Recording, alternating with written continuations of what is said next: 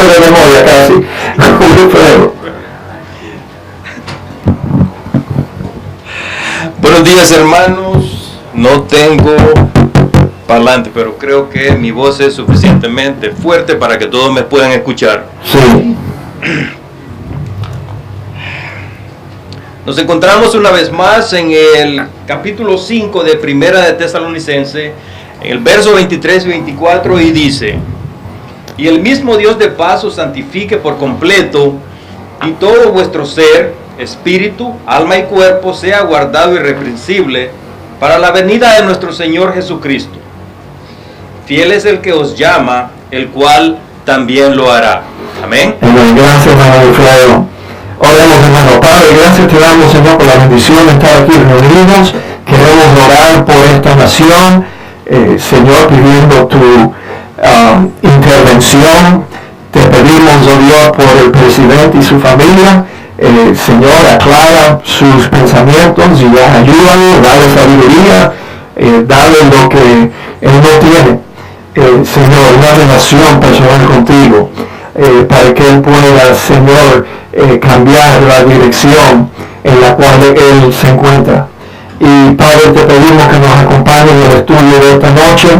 Acompaña a los hermanos Carmelo y Edward en su viaje y permite que puedan regresar a nosotros con bien. Oramos también por Jorge y Amalia Chávez, que regresan, Señor, esta semana de su viaje a Nicaragua. También te pedimos, Señor, protección por ellos y permite que el próximo domingo todos podamos estar reunidos aquí y gozándonos en las cosas tuyas. Todo esto te lo pedimos en el nombre de Cristo Jesús. Amén. Amén. Muy bien, mis amados hermanos, pueden tomar asiento. Como les decía, esta semana fue una semana muy alegre para mi familia y también para la familia de nuestra hermana María Tolentino. El hijo más pequeño de María Tolentino se graduó esta semana de FIU. El día lunes él se graduó. Y lo más lindo, yo creo que de esto es que este es el más pequeño hijo de ella. Ya ella graduó dos otros más. Y entonces los otros dos siguen estudiando, María. Ok, y este va a seguir estudiando his master's degree. Yo creo que Computer Science. Vos yo necesito ser amigo de este hijo. ¿Cómo se llama? Para la ayuda de María, tú sabes que yo no soy un poquito technologically challenged, pero qué bueno que estos muchachos. Sí, y tú has empujado bastante, porque ella crió los tres hijos de ella sola.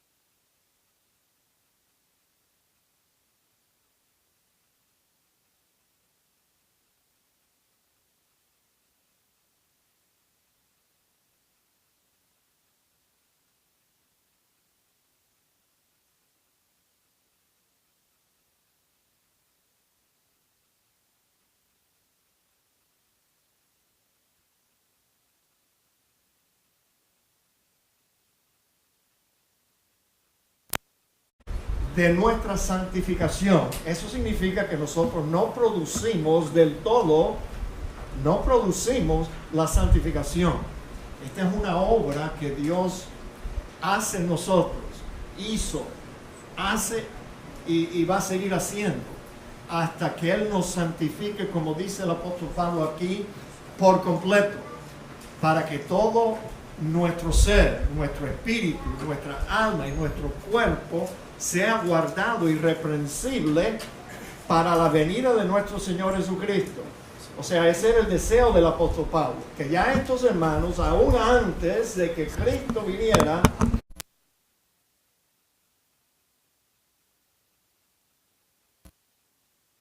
este asunto de la santificación. Ahora, ya vimos la semana pasada también la meta de nuestra santificación. Volvemos a ver el mismo pasaje, ahí mismo nos dice cuál es la meta. Es la santificación completa de nuestro ser.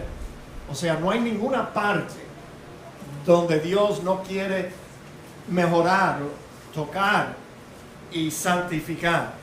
La meta de nuestra santificación, vimos la semana pasada, es nada menos que la perfección. Eso es lo que Dios demanda. No podemos diluir ese asunto. No podemos excusar nuestras faltas diciendo, bueno, es que yo no voy a poder llegar a ser perfecto. Bueno, quizás no, quizás yo tampoco, pero debemos de morir tratando de alcanzar la meta, que es la perfección, mis amados. Y tenemos pues esta promesa que Pablo dijo, estando persuadido de esto, que el que comenzó en vosotros la buena obra, la perfeccionará hasta el día de Jesucristo. Así que aún si nosotros nos cansamos en este proceso de santificación, Dios no se va a cansar de nosotros.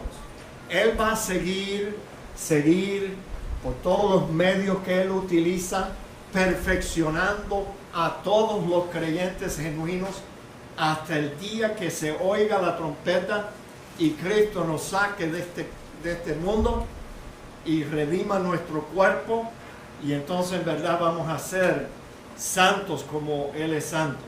Digan amén. Amén. Yo quisiera que ese día llegara ya, pero nos falta un poquito.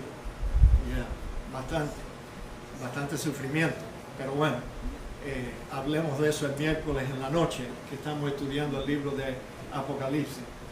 Ahora, la semana pasada también vimos que nuestro Dios es un Salvador competente.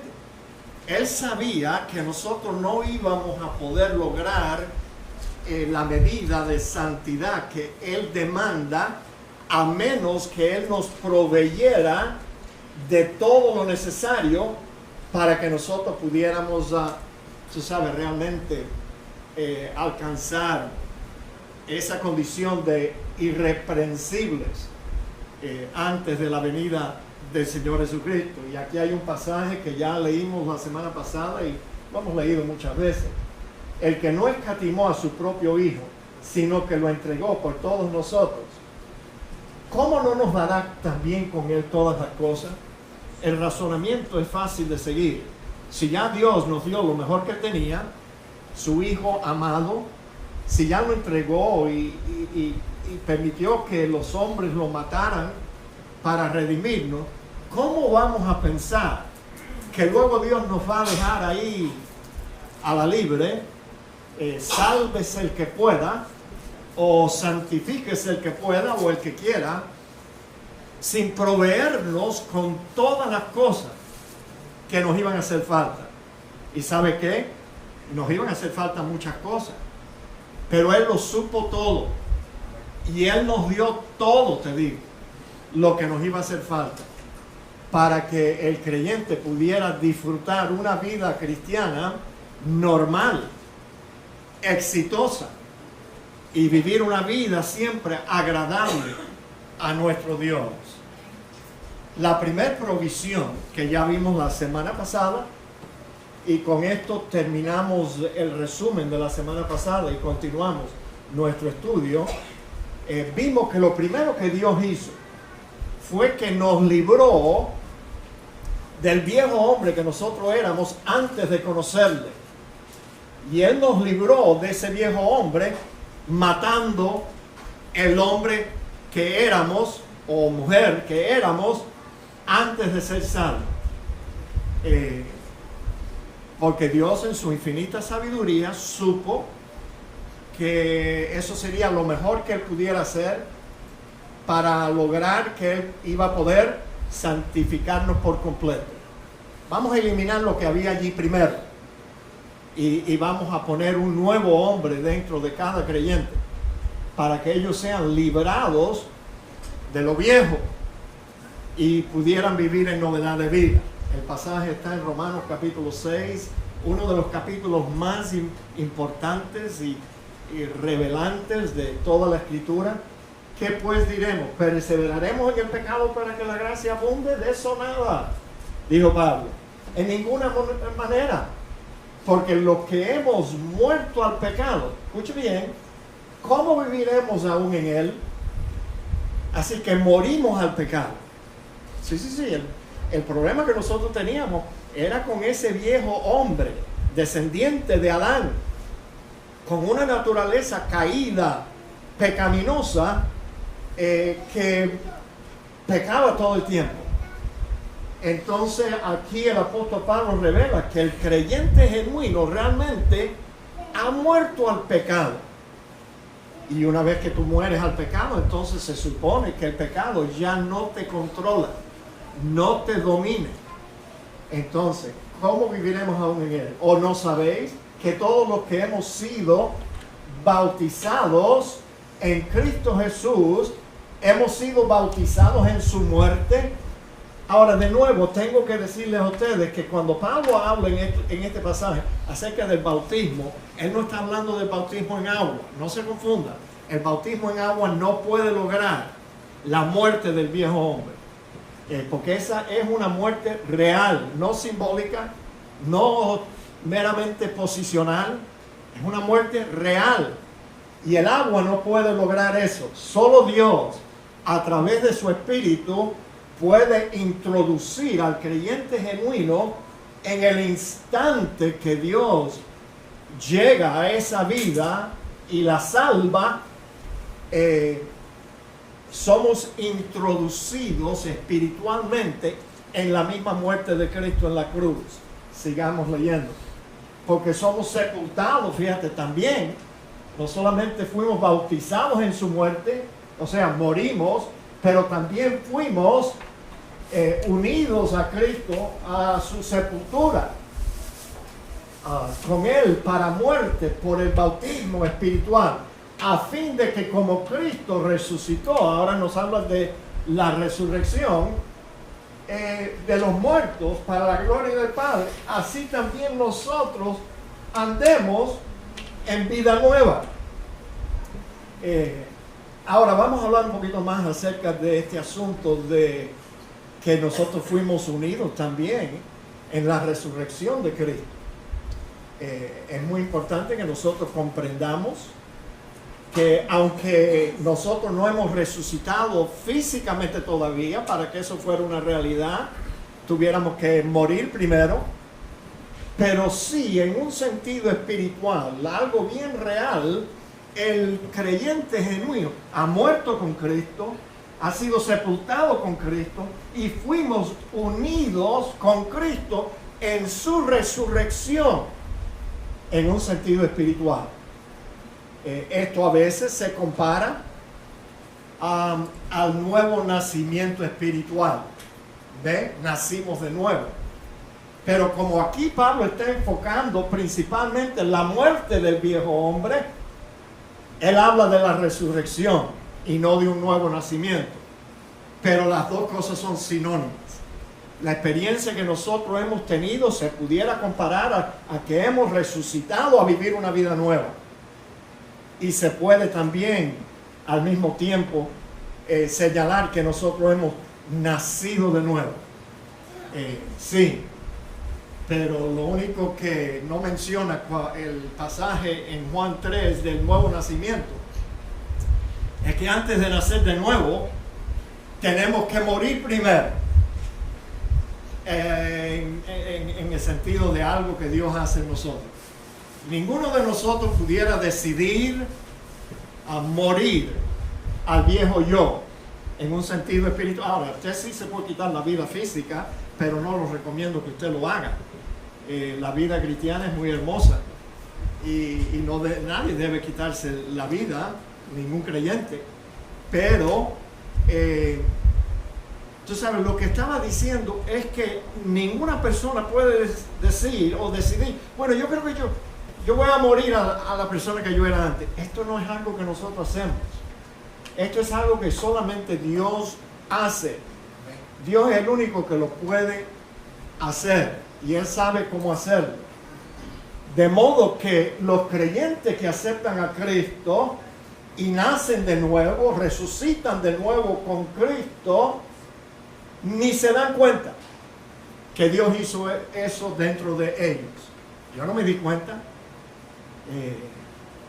Yo no lo entendía. Y acuérdense, yo llevo 40 años ya en Cristo. Este julio primero voy a cumplir 40 años de estar en Cristo. Y entonces, bueno, esto es algo que todo creyente debe saber. Debe saber. ¿Cuántos de ustedes tienen 10 años o menos de estar en Cristo? Yo creo que Nereida. Nereida, ojalá yo hubiera aprendido esto en aquel entonces. A mí me tomó 25 años llegar a entender este pasaje. Tú sabes, porque se me enseñó a mí de otra forma. Y por eso no lo entendía.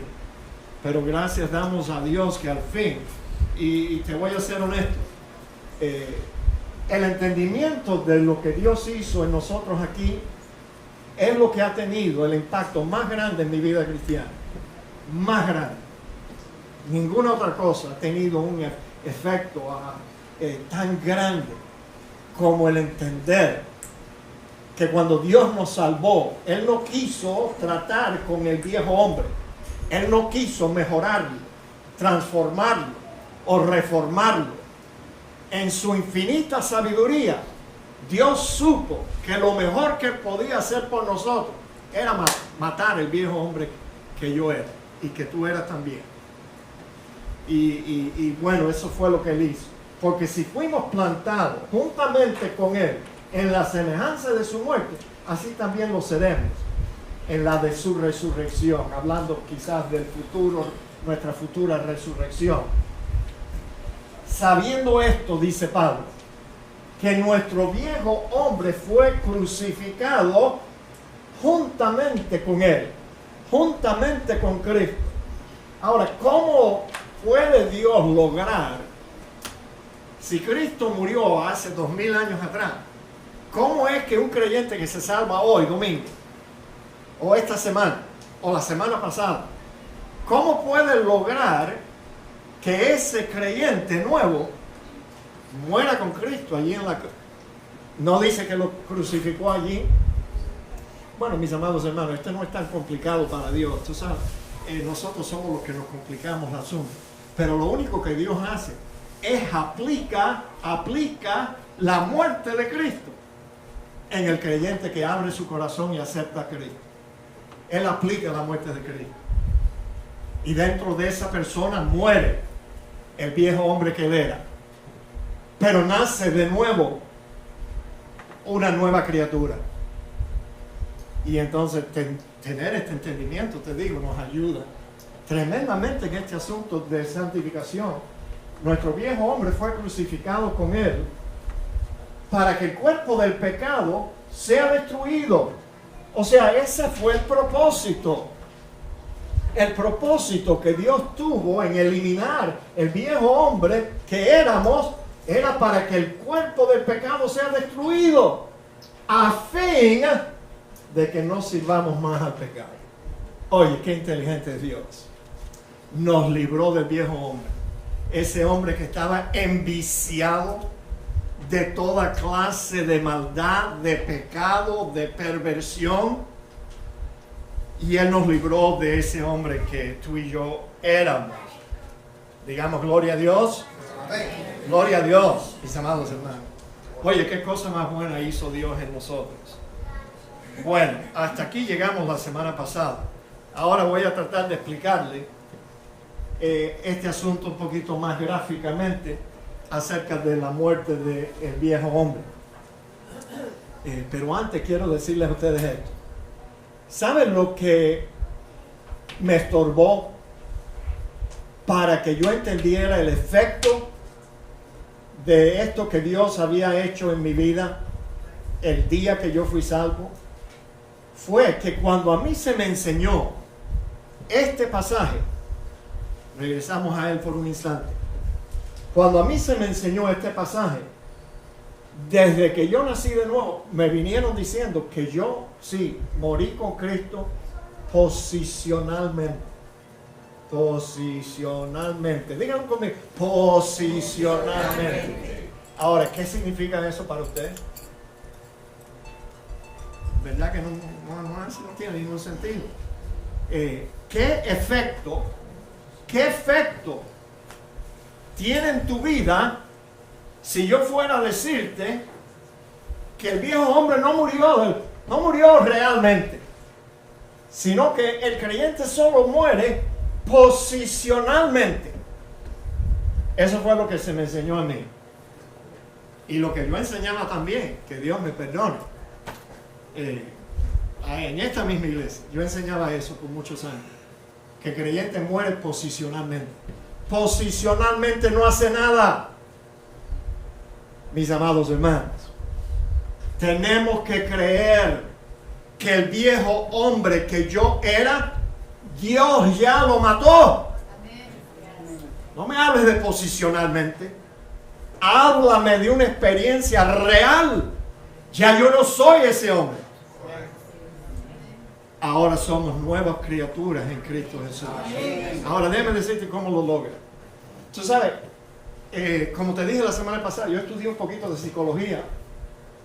Y yo me acuerdo que en una clase con un profesor, él consideró este asunto de que yo les estoy explicando hoy como una herejía, un psycho-heresy. Psycho-heresy. Y la razón por la cual los psicólogos, y este era un psicólogo cristiano, señor, pobrecito,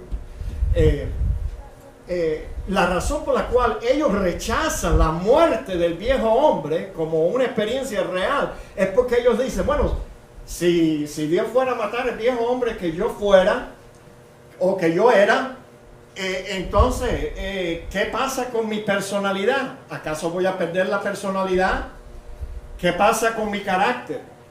¿Qué pasa con mi memoria? Nada de eso ha muerto. Y entonces es por eso que los psicólogos, aún psicólogos cristianos, ahora los inconversos, olvídate, ni le hables a ellos de esto, porque ellos ni lo entienden, ni lo van a poder entender, ni nada. Pero fíjense, mis amados hermanos, este eres tú, si sigues comiendo como estás comiendo. No, es just a joke. Pero mire, el ser humano es compuesto de 3 partes. Entonces, el cuerpo es la parte exterior. El alma es la parte interna. En el alma tú tienes tu personalidad, tú tienes tu memoria, tú tienes todas las emociones que tú has tenido y que vas a tener. Todo eso está en el alma. En el alma está tu razonamiento, está tu fuerza de voluntad. Todo eso está en el alma. Pero fíjense, Dios va más profundamente cuando Él destruye el viejo hombre, el cuerpo de pecado que nosotros éramos. Porque Dios entra a lo más profundo de nuestro ser. Aquí era donde estaba el viejo hombre, en nuestro espíritu. Allí era donde estaba la naturaleza de ese hombre malvado, de ese hombre perverso, del hombre que pecaba todos los días contra todo lo sano, todo lo bueno, todos los mandamientos de Dios. Entonces Dios entra y aquí es donde Él mata al viejo hombre, en el espíritu humano. Aquí donde lo mata. Pero fíjate, Dios deja esta parte entera. Y el cuerpo igual. El día que yo fui salvo, yo arrastraba todavía con la misma personalidad, el mismo carácter que yo tenía antes. Ahora mi esposa me dice que yo he cambiado un poquito. Estoy mejorando, ¿verdad, Rita? Dígame. 35 años que llevo casado con ella. Ella me dice que yo he mejorado un poquito. Pero yo todavía tenía todas las experiencias que yo había tenido en la vida. Todo eso estaba en mi alma.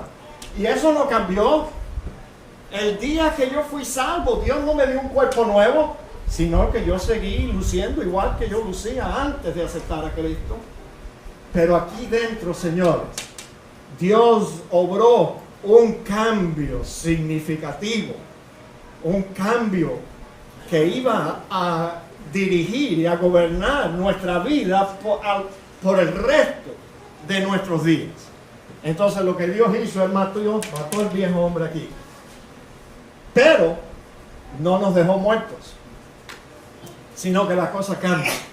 Cuando uno nace de nuevo, Dios nos hace una nueva criatura, una nueva creación. Entonces ahora Dios creó en nosotros, los creyentes genuinos, un nuevo espíritu, una nueva naturaleza. Y no solo eso, pero Cristo ahora está en lo más profundo de nuestro ser. Regresando aquí a lo que éramos antes de ser salvos. Este espíritu que nosotros teníamos antes estaba muerto para Dios. O sea, no tenía comunión con Dios, no tenía conocimiento de Dios, nada. Pero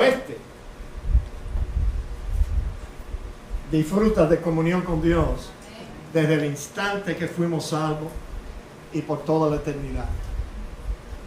I mean, aren't you glad? ¿No usted está contento que Dios hizo eso? Oye, qué cambio más grande. Esta es la razón por la cual los cristianos cambian y sus vidas mejoran. Algunos mejoran más, otros menos. Pero ¿sabe qué, mis amados hermanos? Podemos darle gloria a Dios de que Él hizo esto. Esta fue su primera provisión para lograr nuestra santificación. Eliminó el viejo hombre y creó en nosotros uno nuevo. Ahora fíjense, la segunda provisión, otra provisión que Dios nos dio para ayudarnos en este proceso de santificación, es que Él nos libró del poder del pecado. Antes de ser salvo, el pecado era nuestro amigo, realmente un enemigo, pero quizás nosotros pensábamos que era nuestro amigo, porque lo único que hacíamos era pecar más y más. Pero Él nos libró del poder del pecado. Fíjate lo que dice Romanos capítulo 6 todavía. Así también vosotros consideraos muertos al pecado, pero vivos para Dios en Cristo Jesús, Señor nuestro. Y yo sé que algunos de ustedes están listos a protestar. Pastor, ¿cómo yo me voy a considerar muerto al pecado si yo peco todos los días? Bueno, para eso mismo le hemos dedicado 4 semanas a este estudio y una más la próxima semana con el favor de Dios. Tú sabes, porque tú no tienes que vivir así. Ningún cristiano genuino tiene que vivir así. Algunos protestan. ¿Cómo yo me voy a considerar muerto al pecado si yo no siento que el pecado ha muerto en mí? ¿No es verdad que las personas levantan todo tipo de excusas para no creer en lo que Dios dice? ¿Tú sabes? Cuando Dios nos manda, considérate muerto al pecado. Eso no depende de un sentimiento, mis amados hermanos. Eso depende de la fe solamente. Dios lo dijo, and that's that. Y yo lo creo. Considérate muerto al pecado, pero vivo para Dios. Y aquí está la clave. No reine. No reine pues el pecado en vuestro cuerpo mortal, de modo que lo obedezcáis en sus concupiscencias, ni tampoco presentéis vuestros miembros al pecado como instrumentos de iniquidad, sino presentaos vosotros mismos a Dios como vivos de entre los muertos, como personas que han resucitado de entre los muertos. Y vuestros miembros debemos de presentarlo a Dios como instrumentos de justicia. Y ya no de pecado. Porque el pecado, escuche bien, a mí si usted no quiere creer nada más en este pasaje, por lo menos cree en esto. Porque el pecado no se enseñoreará de vosotros. Ya el pecado ha perdido su dominio sobre nosotros, su poder. Ya el pecado no va a ser nuestro Señor. No se va a enseñorear de nosotros. Pues no estáis bajo la ley, sino bajo la gracia. Vamos a hablar más de eso en unos momentos. Ahora fíjense, antes de ser salvos, pecábamos por naturaleza, pues esa era nuestra naturaleza. Y también pecábamos porque éramos esclavos del pecado. No teníamos otra alternativa que obedecer el pecado, porque nos controlaba. Su poder era tan más grande que nosotros, más poderoso que nosotros, y por eso que pecábamos. Pero escuche bien ahora, después de ser salvos, pecamos por elección solamente. Ya no somos esclavos del pecado. No, ningún cristiano genuino, acepte esto o no acepte, es un esclavo del pecado. No. Entonces esto significa, y tú sabes, cuando yo oí esto por primera vez y me llegó, yo dije, wow, así que ahora yo peco porque yo elijo pecar. A mí eso es simplemente, solamente yo elijo, voy a pecar. Yo sé que esto es malo y Dios no quiere que yo lo haga, pero me da la gana hacerlo. Elección. Pero ¿sabe lo bueno de ese conocimiento? Es que si tenemos la capacidad todavía de elegir el pecado, pues señores, tenemos la misma capacidad de elegir no pecar. Digan amén. Ya no pecamos porque somos esclavos. Ya no pecamos porque tenemos una naturaleza pecaminosa. Sino que ahora el creyente genuino elige pecar. Pero pudiera elegir no pecar. Ahora, ¿se acuerdan que el Señor dijo? Bueno, espérense, déjenme backtrack. Antes de que podamos considerarnos muertos al pecado, tenemos que creer que el viejo hombre ya no existe. Si no, no te vas a poder considerar. Me refiero a este pasaje. Considerados muertos al pecado. No. Antes de que podamos considerarnos muertos al pecado, tenemos que creer que el viejo hombre ya no existe.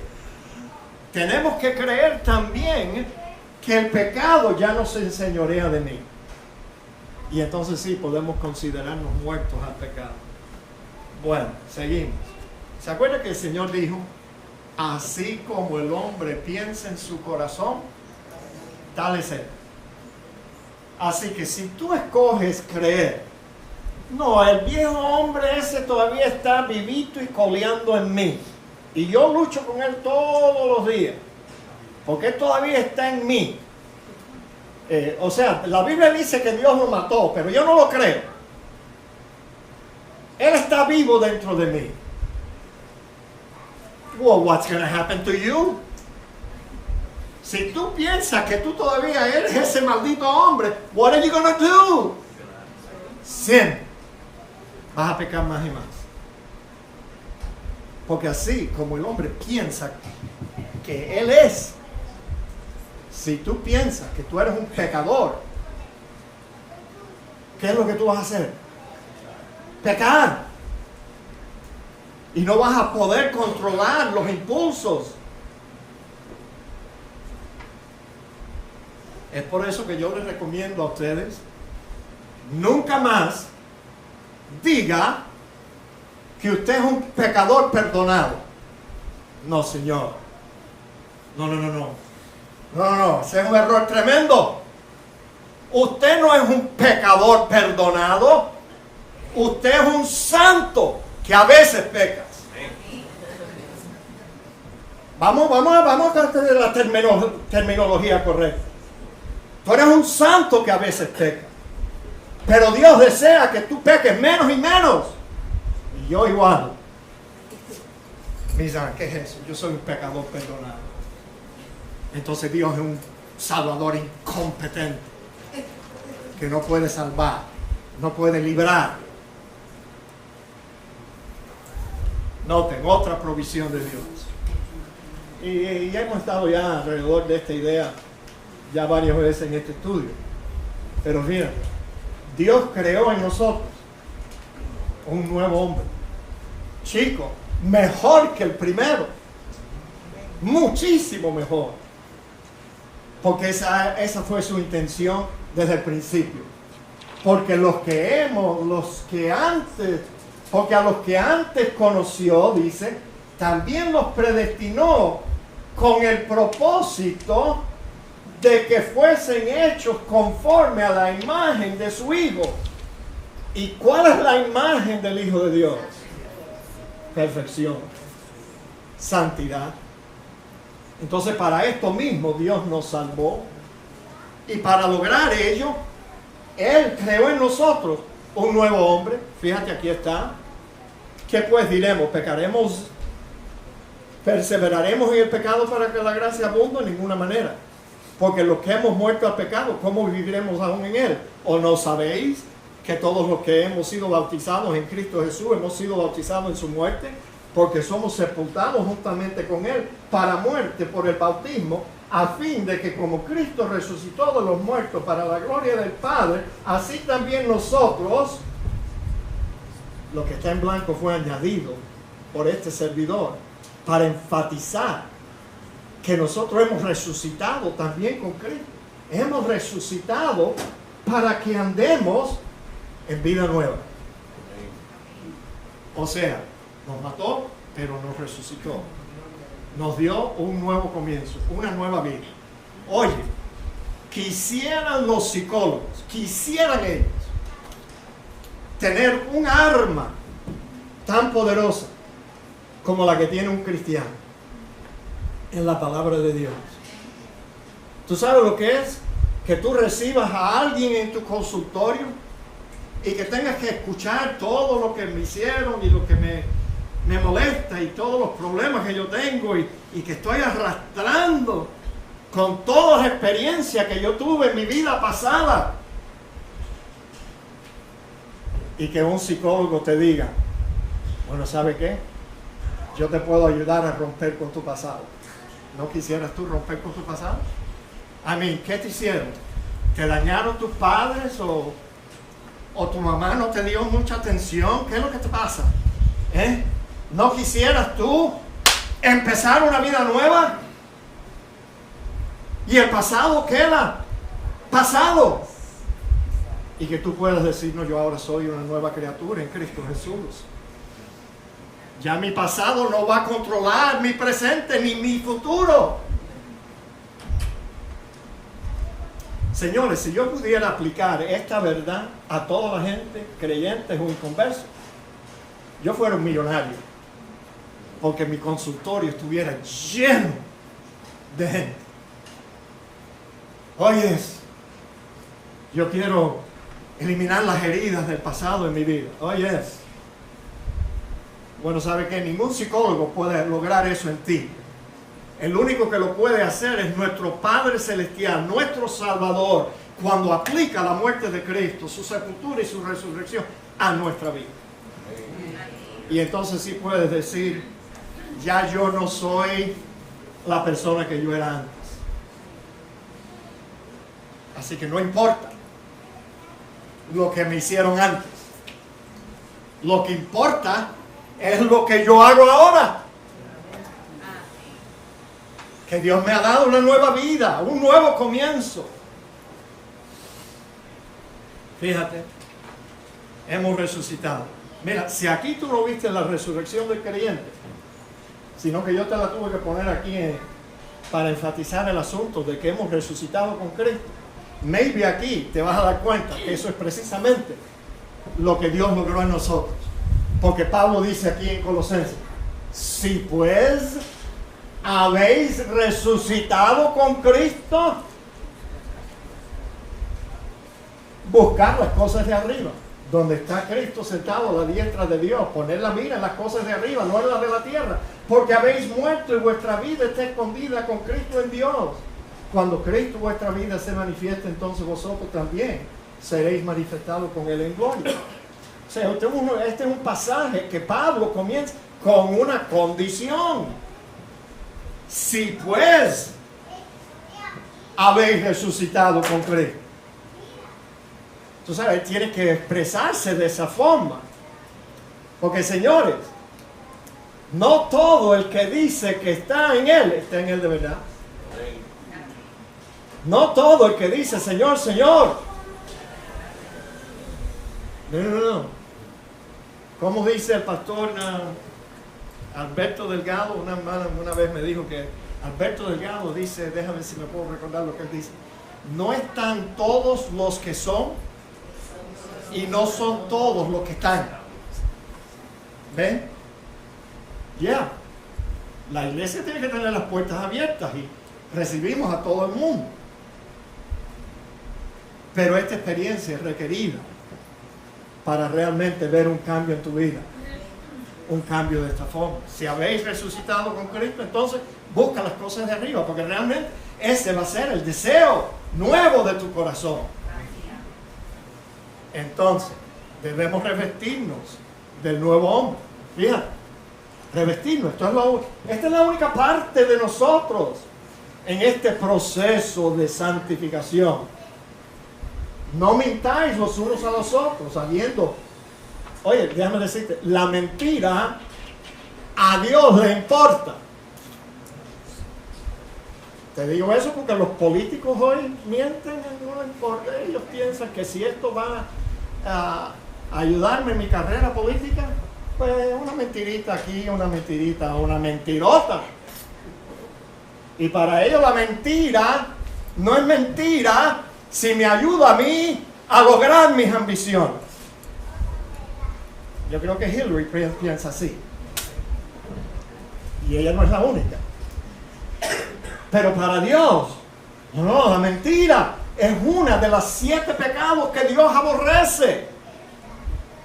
Por tanto, no mintáis los unos a los otros, habiéndoos despojado del viejo hombre con sus hechos.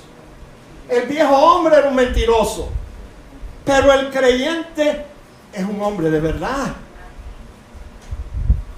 Y revestido del nuevo, el cual conforme a la imagen del que lo creó. ¿Y cuál es la imagen de aquel que nos creó? Santa. Se va renovando hasta el conocimiento pleno. Mis amados hermanos, lo que nosotros tenemos que hacer es despojarnos del viejo hombre, que caramba, él ya está muerto. El problema es que nosotros want to carry him around. Yeah. Como el aceite de bacalao, el hombre en la botella de aceite de bacalao. We want to carry him around. Pero fíjate, el nuevo hombre, en cuanto a la pasada manera de vivir, despojados del viejo hombre, que está viciado conforme a los deseos engañosos y renovados en el espíritu de vuestra mente, y vestidos del nuevo hombre, creado según Dios en la justicia y santidad de la verdad. Despójate de ese viejo hombre y vístete del nuevo. Compórtate como lo que tú eres ahora en Cristo Jesús. Ahora, los santeros a mí me han dicho yo creo que la hermana Nereida, ella fue una tremenda santera antes de conocer a Cristo. Fue, yo dije, una tremenda santera. Y tú sabes, la gente que va a consultarse con un santero, llena de problemas a la persona, lleno de problemas, los santeros le dicen lo mismo a todo el mundo. ¿Verdad, Nereida? Ellos le dicen, mira, el problema tuyo es que tú tienes un muerto encima. Pero no te preocupes, nosotros te lo vamos a despojar. Y entonces el santero coge un tabaco y lo prende y espanta ese muerto. Y las personas pagan por esto, mis amados hermanos. Ay, pobrecito. Ojalá alguien les presentara a Cristo y ellos se dieran cuenta la bobería, la tontería. Nereida hoy en día me cuenta que ella no puede pasar por al lado de un santero y ella me dice que ella los huele, ¿tú sabes? Porque tienen los collares y los pulsos, eso. Ella sabe cuando ella enseguida le dice, oye, eso no sirve, yo estuve en eso no sirve. Y trata de hablarles de Cristo. Pero bueno, mis amados hermanos, la buena noticia es que algo parecido nos pasa a nosotros, los cristianos. Tenemos un muerto encima. Pero nos toca a nosotros despojarnos de ese muerto. O sea, nadie te puede despojar de ese muerto, sino tú y yo tenemos la responsabilidad de despojarnos de ese viejo hombre que ya Dios lo mató. ¿Ves? Despojarnos del viejo hombre. Así que es por eso, tú sabes, debido a que nosotros entendemos que el creyente genuino tiene la responsabilidad de despojarse de ese hombre viejo que ya Dios mató. Es por eso que nosotros no tenemos aquí tumbaditos en esta iglesia. ¿Qué bobería es esa? Mandar a la gente a pasar al frente y el pastor le impone las manos y la persona se desmaya. Pero nunca se tirara para atrás si él no estuviera seguro de que hay dos hombres fuertes allá atrás para que lo agarren. Porque imagínate qué chichonazo se diera en la cabeza si no lo aguantaran. Y yo te digo a ti que si eso fuera de Dios y si el Espíritu Santo realmente es el que te mata, Él te deja caer suavecito, mira. De modo que tú no necesitas que nadie te aguante. Si Dios estuviera en ese asunto del tumbadito. Pero eso no es de Dios, mis amados hermanos. Eso tiene más que ver con los santeros y los espiritistas que con el cristianismo. Pero como yo siempre digo, hay muchos cristianos que confunden lo espiritual con el espiritismo. Y no es lo mismo. No es lo mismo. Ningún tumbadito, ninguna unción con aceite. Mira, yo te pudiera embarrar, tú dime, ¿qué clase de aceite tú quieres que yo use? 30 weight, 40 o 50 weight. W40 para rodillas. Yo no soy masajista, ¿no? Nada te va a despojar de ese viejo hombre, porque Dios nos dice, despójate tú. Despójate tú. Ahora, la forma de despojarnos del viejo hombre es creyendo. Todo primero, creyendo que ya ese hombre está muerto. Así también vosotros considerados muertos. Ya leímos este pasaje. Para ahorrar tiempo, vamos a continuar. Pero déjame decirte, nunca vas a poder despojarte del viejo hombre si tú sigues creyendo que Él está vivo dentro de ti. Si eso fuera verdad, entonces Dios es un desastre como Salvador. Un Salvador incompetente. Ahora, otra cosa que tenemos que creer es que el nuevo hombre que Dios creó en nosotros tiene una nueva naturaleza. Una nueva naturaleza, sí. Una naturaleza que es conforme al Dios que lo creó en Cristo. El nuevo hombre no tiene dos naturalezas. Eso fue otra cosa que me mantuvo mi esclavo del pecado, porque me dijeron, no, el cristiano tiene dos naturalezas, tú sabes, you flip-flop from one to the other, tú sabes. Tienes la naturaleza pecaminosa y tienes la naturaleza divina de Dios, y tú sabes, depende cómo tú te levantas mañana, si te vas a levantar de aquí o si te vas a levantar con esta. A mí hasta se me dijo, no, la naturaleza que va a ganar en el cristiano es la que tú alimentas más. Señoras, aunque eso suena lógico si yo fuera un boxeador, así me lo presentaban a mí. Mira, el boxeador, ¿cuál de los dos boxeadores va a ganar? ¿Cuál de los dos va a ganar? El que tú alimentas mejor y el que está entrenado mejor. ¿No es cierto? Suena lógico. Pero señores, Dios tuvo una mejor idea. Él dijo, yo voy a sacar lo viejo y les voy a dar una nueva, una sola. Es por eso que nos sentimos mal cuando pecamos, porque estamos haciendo algo que ahora es en contra de nuestra nueva naturaleza. Nos sentimos como un pez fuera del agua. Nunca vamos a tener paz. Entonces,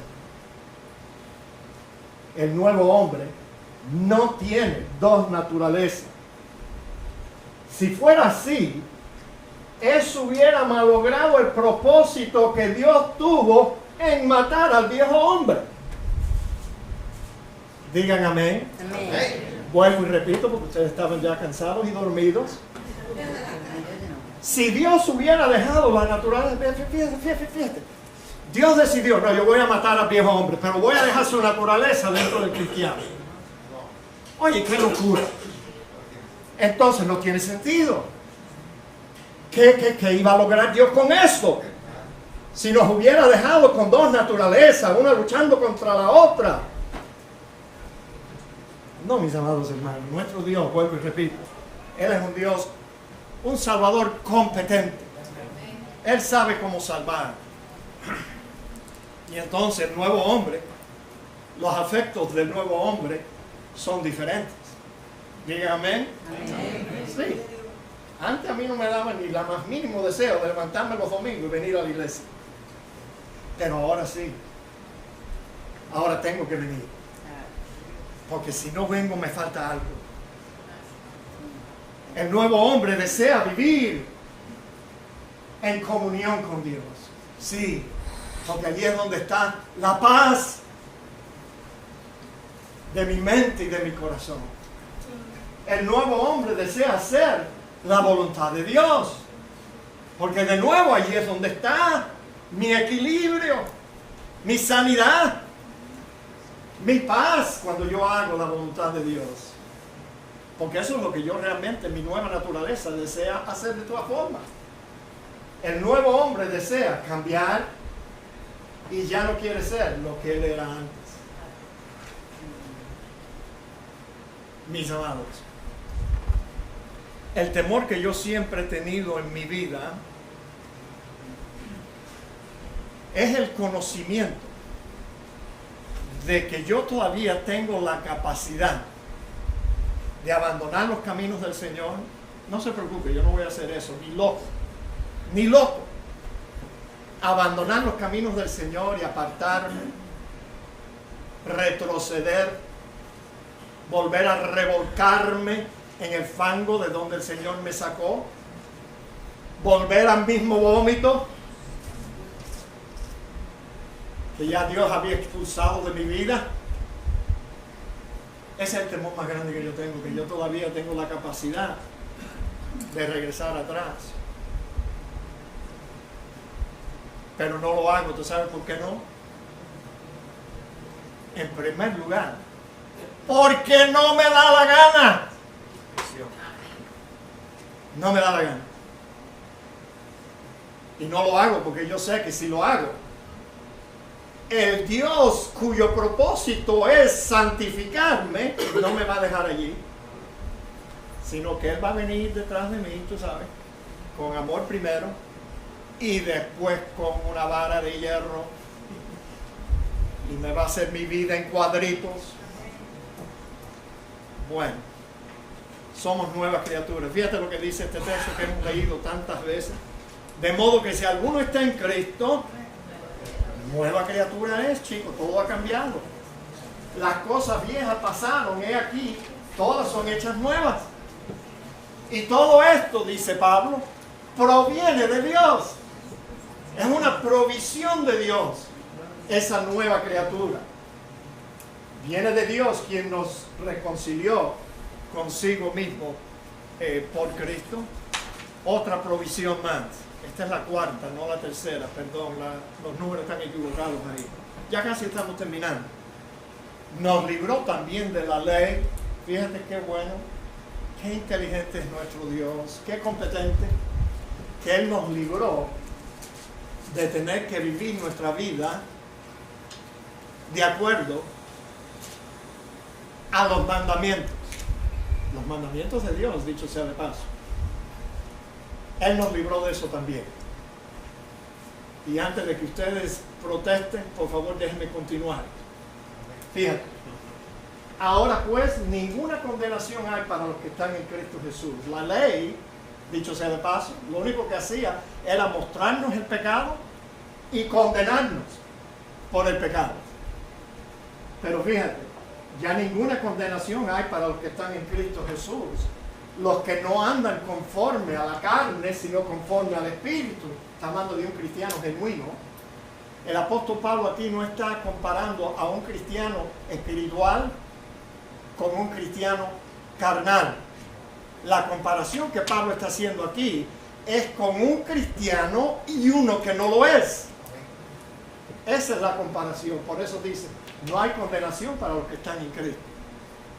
¿Y cómo yo puedo saber que yo estoy en Cristo? Fácil. Si Cristo está en ti, tú estás en Él. That's as easy as it is. ¿En qué otra forma que lo pudieras expresar tú, hermano? Cristo en ti, la esperanza de gloria. Entonces no hay condenación para Él. Porque la ley del Espíritu de vida en Cristo Jesús me ha librado de la ley del pecado y de la muerte. Ahora escucha. Porque lo que era imposible para la ley, por cuanto era débil por la carne. O sea, los 10 mandamientos nunca fue la intención de Dios de que ellos nos trajeran la vida, nos dieran la vida. No. Era imposible, porque la ley, el propósito de la ley, como ya te dije, era mostrarnos lo que era pecado y mostrarnos que estamos condenados porque ya violamos uno de los mandamientos de Dios. La ley era débil por la carne. Dios, enviando a su Hijo en semejanza de carne a causa del pecado, condenó al pecado en la carne para que la justicia de la ley se cumpliese ahora en nosotros, que no andamos conforme a la carne como un incrédulo, sino conforme al Espíritu. ¿Ven?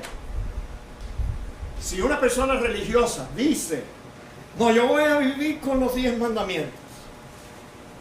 Señores, yo tengo los 10 mandamientos ahí en mi oficina. Alguien me regaló un retrato de los 10 mandamientos y cada vez que yo paso enfrente de esos 10 mandamientos, ¿tú sabes lo que a mí me pasa? ¿Quieres que yo te lo diga? Yo digo, bueno, hoy cumplí con este, pero fracasé con este y este. Y la Biblia dice que la persona que vive así está condenada. Porque la ley, si tú fallas en uno, eres culpable de todos. Entonces, mis amados hermanos, esa no es la forma. Pero ahora en Cristo, debido a que hemos muerto con Él, resucitado con Él, la justicia de la ley, la justicia que la ley de Dios nos enseñaba, ahora sí se puede cumplir en nosotros. te digo que podemos mejorar, podemos cambiar, podemos ahora ser personas decentes en todo sentido espiritual. Sí. Bueno, no tenemos tiempo para este pasaje, pero anótelo allí, Hebreos capítulo 10, del 1 al 14. Solamente voy a mencionar las partes amarillas, las partes que yo quería enfatizar. La ley no podía ser perfectos a los que se acercaban a Dios por medio de la ley. Porque la ley podía perdonar el pecado, la ley de los sacrificios, pero no podía quitar los pecados. Oye, qué triste. Es por eso que los judíos tenían que tener una maquinaria de butcher shop allí, haciendo holocaustos y los más holocaustos todos los días, los mismos sacrificios por los pecados, porque la ley no podía quitar el pecado. Esos sacrificios que nunca pueden quitar los pecados. Pero fíjate, este sí, porque con una sola ofrenda hizo perfecto para siempre a los santificados. La ofrenda del cuerpo de Cristo. Terminamos con esto. La última provisión. Así que usted es ¿cómo le llaman? Anónimo. Ya se me olvidó. Usted es una de esas personas que no creen en la ley de Dios. Pastor, ¿qué le pasa a usted? Oye, si yo tuviera $1 por cada persona que ha salido de esta iglesia echando chispa. ¿Tú viste lo que dijo ese cubanito? ¿Qué se cree? Que él dice que no tenemos que guardar la ley de Dios. No, mis amados hermanos, yo nunca digo eso. Yo lo que digo es que nunca vas a poder ser salvo guardando los mandamientos. Nunca. Pero fíjate, Dios nos puso a vivir bajo un nuevo sistema, un nuevo régimen. Así también vosotros, hermanos míos, habéis muerto a la ley mediante el cuerpo de Cristo para que seáis de otro, del que resucitó de la muerte, a fin de que llevemos fruto para Dios. Porque mientras estábamos en la carne, las pasiones pecaminosas que eran por la ley, obraban en nuestros miembros, llevando fruto para muerte. Pero ahora que estamos libres de la ley, por haber muerto para aquella en que estábamos sujetos, de modo que sirvamos bajo el régimen nuevo del Espíritu y no bajo el régimen viejo de la letra de la ley. ¿Ve? Oye, ¿no te dije que Dios puso su Espíritu dentro de nosotros? Y ahora andamos en el Espíritu todo el tiempo. Los cristianos espirituales andan en el Espíritu y los cristianos carnales también están andando bajo este nuevo régimen del Espíritu. No hay escapatoria para nadie, mis amados. Bueno, la próxima semana, si Dios quiere, vamos a concluir esta serie de estudios sobre la santificación viendo, ¿no quisieras tú ya para este tiempo, después de 4 estudios, no quisieras que el pastor te dijera, oye, ¿cómo Dios lo hace? ¿Cómo Dios nos santifica? Espero verles el próximo domingo, con el favor de Dios. Los sugieres van a venir ahora para ayudarnos a entregar nuestra